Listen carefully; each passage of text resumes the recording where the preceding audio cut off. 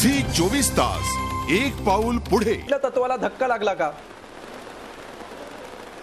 तत्व असं तर शिवसेना प्रमुख नेहमी सांगायचे की माझा शिवसैनिक हा माझा सगळ्यात मोठा मनुष्य, मोठा शिवसैनिक आहे का. आणि ज्यावेळेस कुठलाही प्रकार घडला तर आम्ही शिवसेना प्रमुखांच्या कानावर जर गोष्ट घातली तर लगेच त्या तिथले पदाधिकारी असेल, तिथले ज्याच्याबद्दल त्याचा प्रॉब्लेम असेल ह्या सगळ्यांना बोलून घ्यायचे आणि समोर बसून तो विषय उद्धव ठाकरे सुद्धा अनेक वेळा असं म्हणालेले आहेत. उद्धव ठाकरे सुद्धा अनेक वेळा असं म्हणालेले आहेत की शिवसैनिक हीच शिवसेनेची खरी शक्ती आहे. कसं आहे सर, शिवसेना म्हणणं आणि करणं याच्यात बराचसा फरक आहे. मला असं वाटतं का मी सुद्धा पदाधिकारी इतक्या वर्षापासून माझ्यावरती जर वेळ येते 32 वर्ष मी असेल किंवा सुनील बागुल असेल किंवा शोभाताई मगर असतील किंवा असंख्य शिवसैनिक माझ्यावर काल होते. आम्ही तिघच नाही तर नाशिक मधले बरेचसे पदाधिकारी, मग शहरातले असतील, ते विद्यार्थी सेना असेल, महिला आघाडी असेल, हे सगळेच लोक तिकडे होते. असं वाटू शकतं ठीक आहे टेळे साहेब मला सांगा, सुनीलनी मागितलं नाही टेळे साहेब मला सांगा की आता तुम्हाला राष्ट्रवादीमध्ये मान सन्मान मिळतो आहे, अजून 1 वर्षानंतर हाच मान सन्मान असाच कायम राहील अशी याची तुम्हाला खात्री आहे का? शिवसेनेविरुद्धचा माउथपीस म्हणून राष्ट्रवादी काँग्रेस तुमचा उपयोग करेल अशी भीती तुम्हाला वाटत नाहीये का? नाही, मला अशी भीती कुठल्याही वाटत नाही. कुठल्याही राजकीय पक्षामध्ये उद्या काय घडणार आहे हे कोणाच माहित नसतं. आम्हाला स्वतःला वाटलं नव्हतं का 32 वर्ष केल्यानंतर आमच्यावरती ही वेळ येईल, हे कुठं आम्हाला शिवसेनेत बसून सुद्धा माहित होतं. म्हणजे कदाचित उद्या उद्धव ठाकरेंना तुमच्या या निषेधातून जर असं वाटलं की नाही आपल्या शिवसैनिकांकडे अधिक लक्ष द्यायला पाहिजे आणि असं म्हणून ते उद्या तुमची समजूत काढायला आले तर तुमचा निर्णय पुन्हा सुद्धा बदलण्याची शक्यता आहे. हा सगळा विषय 1-2-4 दिवसामध्ये जे काही प्रकरण चाललं होतं, सुनील बागुलांची जी काही हकालपट्टी केली त्याच्यानंतर जे काही पद्धत झाली आहे 3-4 दिवसामध्ये सगळं हे गोष्ट होऊन गेलेली आहे. पण मला असं वाटतं मी पण एका ओरिजिनल शिवसैनिक होतो, त्यामुळे मी जे एकदा बोललो, एक डिसिजन घेतली आम्ही. नाही टेळे साहेब, मुद्दा असा आहे की तुम्हीच दोन्ही मुद्दे म्हणतात. तुम्ही पहिला मुद्दा असा मांडलेला आहे की सर्वसामान्य तुमच्यासारख्या शिवसैनिकांच्या तक्रारी उद्धव ठाकरेंच्या कानापर्यंत पोहोचतच नाहीत, परस्पर निर्णय घेतले जातात.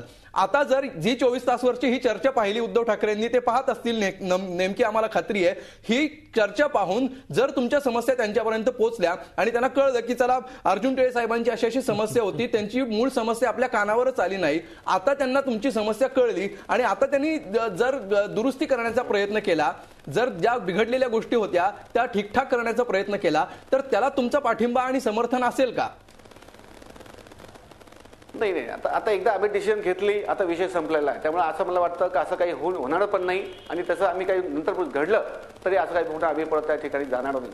कारण मला तीच कार्यपद्धती तुम्ही आता इतक्यात बोलले का अजितदादांची कार्यपद्धती सुद्धा शिवसेनेसारखी किंवा शिवसेनेसारखंच त्यांनी काल भाषण केलं तिथं आमच्या प्रवेशामध्ये. मी ज्यावेळेस अजितदादांची कार्यपद्धती बघितली ती झटपट लगेच जे काय निर्णय असेल तर समोर जो काही मी बघितलं त्यांची कार्यपद्धती आम्ही बघितली का शिवसेनेसारखीच कार्यपद्धती साहेबांची पण आहे.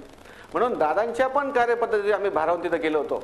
आणि मला असं वाटतं का ज्या मी सांगितलं आता का एकदा डिसिजन घेतली, एकदा आम्ही राष्ट्रवादीत गेलो, आता राष्ट्रवादीत आम्हाला पद देव ना देव हा विषय तर वेगळा आहे. जेव्हा मी प्रवेश करताना शिवसेनेसारखीच कार्यपद्धती अजितदादांची आहे असं तुम्ही म्हणताय, याचाच अर्थ तुम्ही तुमच्याच निर्णयाला आव्हान देताय.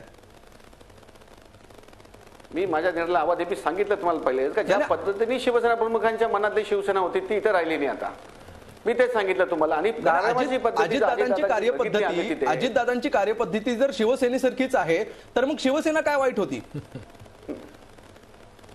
शिवसेनेची कार्यपद्धती बदलली, मी तुम्हाला तेच सांगितलं ना. शिवसेना प्रमुखांच्या मनातली शिवसेना जी पद्धत होती ती पद्धत आज राहिली नाही. तिथं बघितलं मी जाऊन जेव्हा त्याच्यात थोडंसं बघितलं पहिले, हे बघा हे जर जातक असताना सगळं आम्ही चर्चा केलेली आहे, सगळा अभ्यास केलेला आहे आणि मगूच केलेलं आहे. ज्या वेळेस कामाची पद्धत बघितल्या जाते माणसाची, ज्यावेळेस मी त्यांना भेटायला गेलो होतो त्यावेळेस 1.5 तास त्यांनी मला चर्चा केली आणि नुसते इथे नाही सांगितली, प्लस मायनस सगळ्या गोष्टी त्यांनी मला समजून सांगितल्या. आणि मला असं वाटतं उपमुख्यमंत्री जे आहे हे आम्हाला एवढा वेळ देऊ शकता, आमच्या शंका निरसन करू शकता आणि सगळा वेळ देऊन आमचं ऐकून घेता पूर्ण. आणि नुसतं एवढंच नाही, मला असं वाटतं त्या दिवशी आम्हाला घरी सुद्धा बोलवलं त्यांनी. रात्री 11 वाजेला आम्ही तिथे पोहोचलो, 11 ते 2:30 वाजेपर्यंत त्यांनी आमचं सगळं ऐकून घेतलं. त्यावेळेस मी होतो, सुनील बागुल होते, शोभाताई मगर होत्या. सगळ्या शंकांचं निरसन त्यांनी आमचं तिथे केलेलं आहे. आणि मी त्यावेळेस सुद्धा सांगितलं की साहेब आम्ही कुठल्या पदासाठी तुमच्याकडे आलेलो नाही, तर फक्त आम्हाला एक सामाजिक काम आम्हाला इथं करायचं आहे. मला असं वाटतं मी असं सुनील भाऊ असतील किंवा शोभाताई मगर असतील ह्या आम्ही कुठल्या पदाला किंवा दादांनी पण आम्हाला काही सांगितलं नाही का मी तुम्हाला काही कुठल्याही पदाची लालसा ठेवून आम्ही राष्ट्रवादीत जात नाही अशी तुमची भूमिका आहे. बिलकुल तुमची भूमिका लक्षात आली आहे. पुन्हा एक ब्रेक घ्यायचा इथे. ब्रेक नंतर आपण कुमार सप्तर्षींकडे जाणार आहोत आणि त्यांना विस्ताराने आपण हे विचारूया की आज शिवसेनेची ही अवस्था आहे, त्यामुळे आपण शिवसेनेविषयी चर्चा करतो आहोत.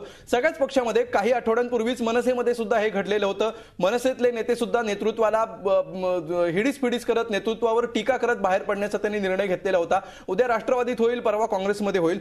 एकूणच महाराष्ट्रातली राजकीय संस्कृती ही अधिक आत्मकेंद्रित झालेली आहे का, याविषयी आपण विचारणार आहोत कुमार सप्तर्षींना. भेटूया एका ब्रेक नंतर. झी 24 तास एक पाऊल पुढे.